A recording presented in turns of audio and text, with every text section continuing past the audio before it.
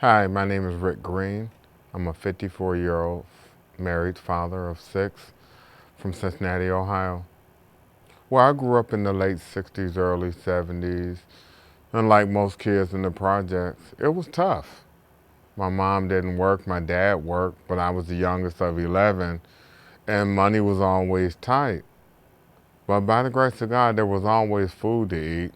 Although being the youngest, there was a lot of hand-me-downs. I never really got my own clothes, but with so many kids in the house, we found a way to have fun. But one of my earliest childhood memories, I didn't even realize it until I got older, was the smell of alcohol and cigarettes, and I had no idea how that would impact my life. I guess looking at our house was kind of like party central. Every Friday and Saturday, it wasn't really a place for children. There was always gambling and cursing and smoking and drinking and a lot of people, and we had to stay upstairs or stay in our room. And when I would look out and peek on them, it always looked like they were having fun. I thought that's what adults were supposed to do, and I wanted to have fun. I wanted to see why they looked so happy every weekend, and that's probably what drew me to it. Well, what really I would say triggered my alcoholism and addiction was my mother never really loved me. And if she did, she didn't know how to show it.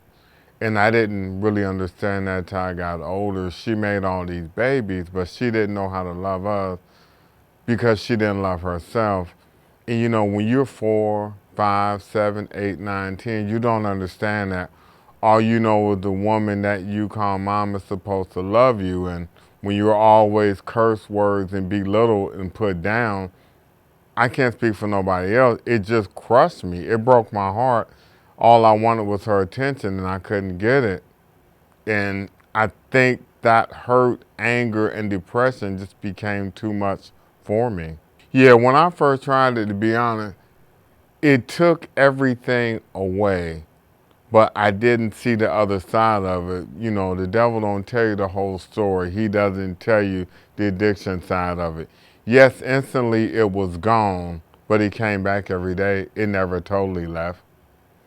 And I got caught into this spiral I didn't realize I wouldn't be able to get out of. I went to work every day, but the addiction got so bad I was only working for the dealer because I owed them basically all my money every time I got paid. You have to pay them because you don't want to get hurt.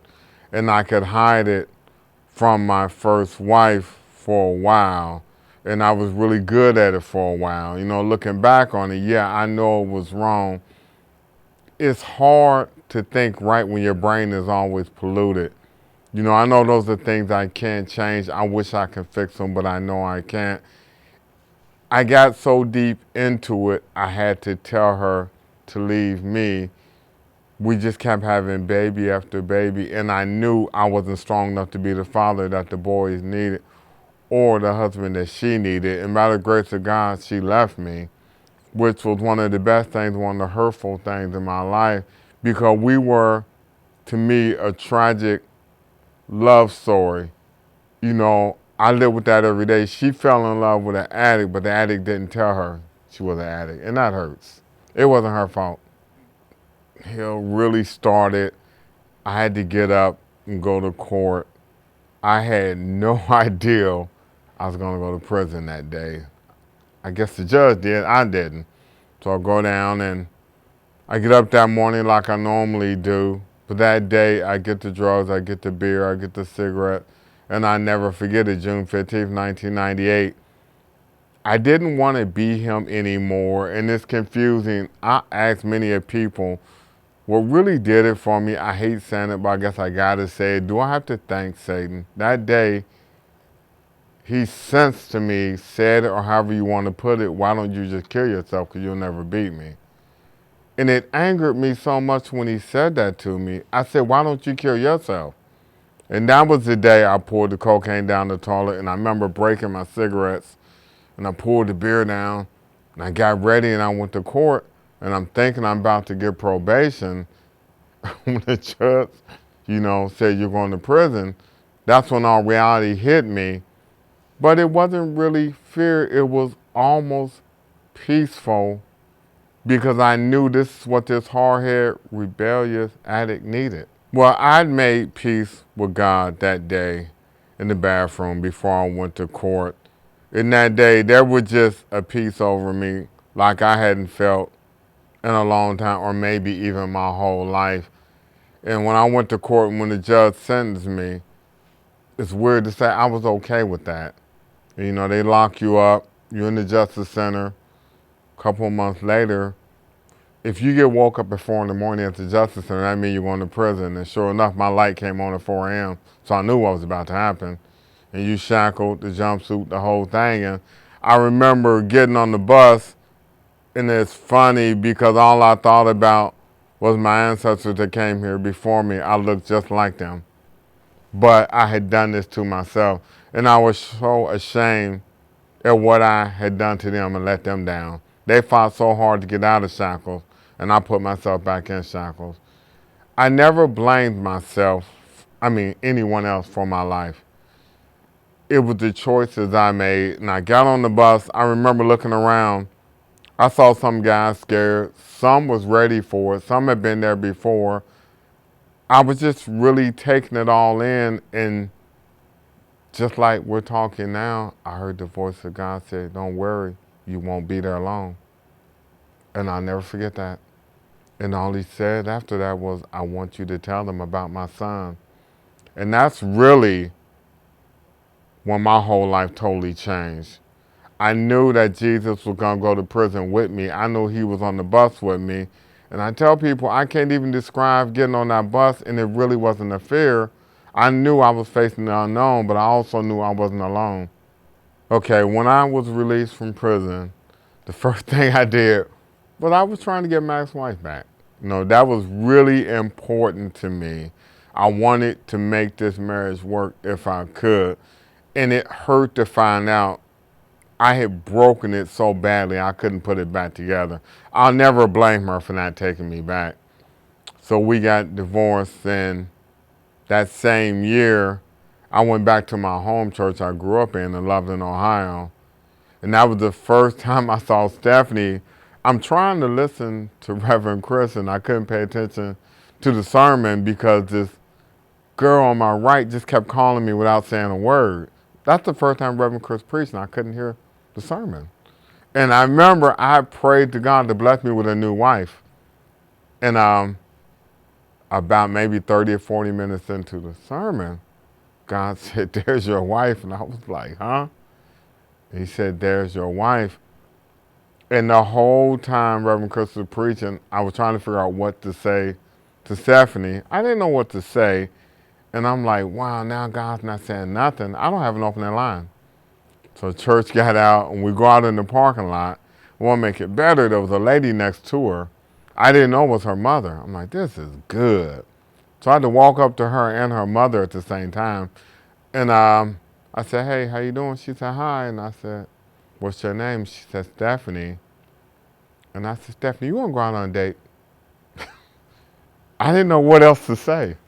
And that's literally how we met. I told Stephanie my whole story because it's very important to me that other people don't try to tell her my story. I told her the addiction, the alcoholism. I told her the prison. I told her I used to smoke, for 16 years. And I just told her Rick Green, the good, the bad, and the ugly. And by the grace of God, she accepted it. And, we fell in love, and we've been together. It'll be, 16 years and 2 weeks. And I finally get a chance to be the father that I want to be and that I can be. But yeah, it hurts because I have two incredible boys at home that I've never been without, and they've never been without me. Ricky and Jermaine has always seen me, but there are 4 other boys that don't know me. And that's what I live with 7 days a week, and that's what I want people to know. Even though God frees you and forgive you, and yes, you should forgive yourself, there's a thing called consequences. None of us escape consequences. I may have to die with those consequences, I don't know. I pray to God that he'll mend the relationship where at least we could be friends. Even if they don't let me be their father, at least we can be friends. And I ask God, if I can't have that, can the four boys know the two? Can the two know the four? That's very important to me. Maybe I can have the four older boys back, but I would love to hang out with them and just be their friend. I would love to know what's going on with their life. I would love to introduce them to my life. I used to. It's hard now because they're older and they done moved, and I don't know how to get in contact with them. But my oldest son, about 3 years ago, just one of the best days of my life, I was on Facebook, and I'm like, who is this? And it was my oldest son, and he said, I don't hate you, I just don't know you. And no, that's $1,000,000 to me. And one of my sons is on my social media page today, and I'm just thankful to God that he's never kicked me off. So at least I can kind of see his life. But I don't know the hurt I done to them, and that's hurtful. But I know it had to be pretty bad. I know it had to be pretty bad, the hurt I did to my ex-wife raising 4 males on her own. I think the best way that you can teach your children, or maybe anybody, is to just live in front of them. I think anyone can speak, but it's real easy to go against our own words. I just try to be the best version of me I can be every morning I wake up. That's my prayer 7 days a week. It was this morning. If I wake up, it'll be tomorrow.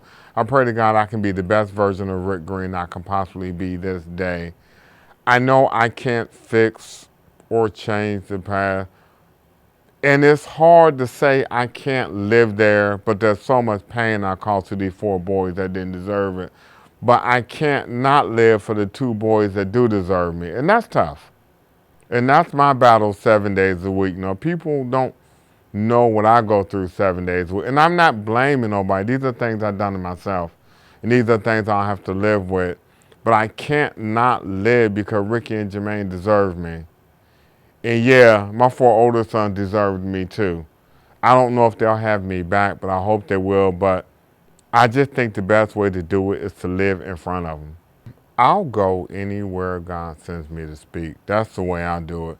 And I use all of my social media platforms every day. I try to put up something inspirational. Sometimes it's 2, 3, 4, 5, 6, 7 times a day. I can't not write. It has to come out of me. I honestly believe that's one of the reasons the devil tried to kill me. He knew I was going to write for the Lord. I won't write worldly. That's not the spirit God gave me. So if you're not into uplifting the inspirational quotes, then you might not want to join my pages. My goal is to use the gifts that God had gave me to convince them that we don't have to die alcoholics and addicts. It's a choice. And I know that's easy to say, but I also know it's a true statement. I wasn't born an alcoholic or an addict. I made a choice, and I opened the door I never should have opened. But by the grace of God, he taught me how to get out of that room. You know, it can grab you to a point you can't find a way out. I don't care who you are. You're not that strong. You're going to need the hand of God to pull you out. And I would just love to use any platform God would give me to convince people that you can be free. You have to put in the work, but you can be free. I definitely want my 4 older sons to know that I'm sorry. I wish I hadn't have chose drugs over them. I want to apologize to my ex-wife because she's a good woman. I wish I hadn't have chose drugs over her. And if any of them would like to just talk one day, just reach out on one of my social media pages. I'll definitely get back with them.